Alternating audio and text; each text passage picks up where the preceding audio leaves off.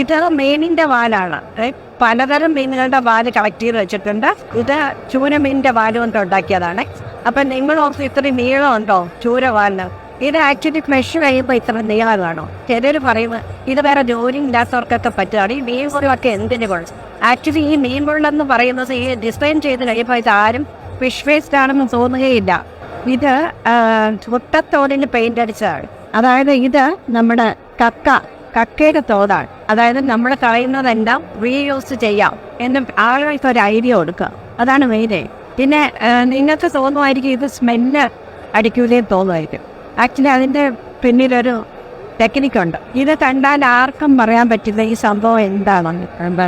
ഇത് അപ്പുപന്താടി എന്ന് പറഞ്ഞത് കുട്ടികളിങ്ങനെ പറത്തി കളിക്കുന്ന ഒരു സംഭവമാണ്. അതിനെങ്ങനെ മൊത്തമാക്കിയിട്ട് ഇത് ഞണ്ടിന്റെ കാലാണ്. ഞണ്ടിന്റെ കാല് ഇതിനെ സെപ്പറേറ്റ് ചെയ്തെടുത്ത് ഇങ്ങനെ പൂക്കളാക്കി